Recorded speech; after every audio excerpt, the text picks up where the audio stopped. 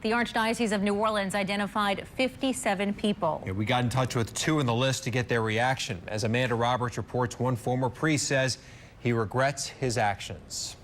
Of the 57 clergy members identified on the Archbishop's list, 14 are still living. When reached for comment,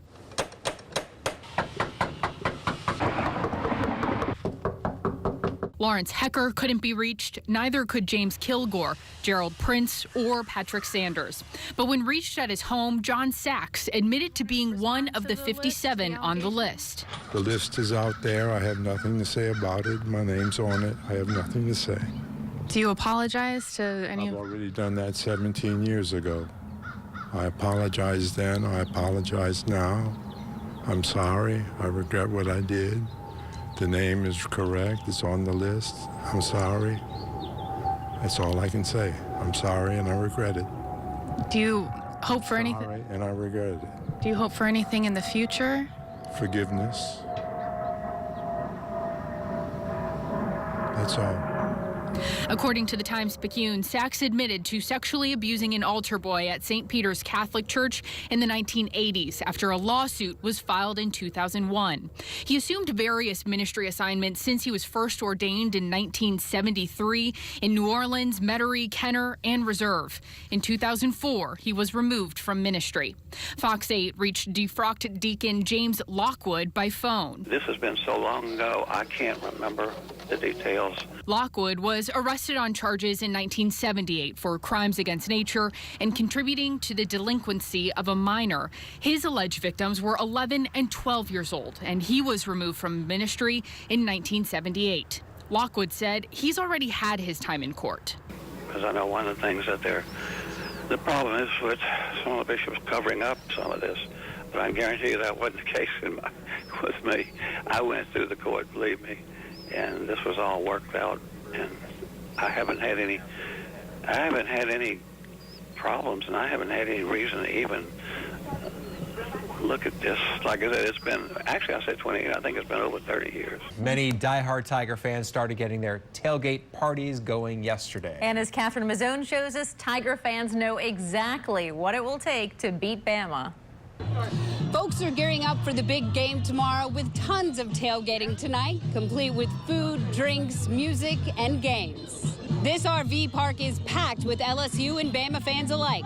For most of the Tiger faithful, this is a tradition, not just for the Bama game, but for every home game. They say it's going to be a tough matchup, but with Ed Ogeron at the helm, they're confident they can pull out the win. All right, after a year-long Fox 8 Defenders investigation, the City Council created a law to fill dangerous pools. But despite that new ordinance, a city department head says he can't enforce it. In October, workers drained this longtime blighted Lakeview pool. They cleaned it and built a wooden deck on top of it. That would be the truth and nothing but the truth.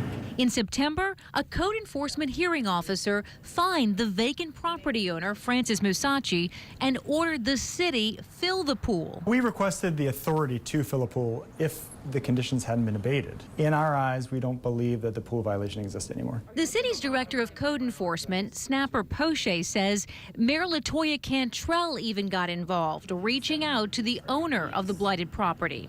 If the city considers this an acceptable action, I can guarantee you that this wooden deck will sit there for years. Take in rainwater, develop all kinds of bacteria and mold underneath, become a luxurious habitat to even more rodents than we already deal with. Bridget Starr's still concerned because she's lived next door to the blighted pool for years.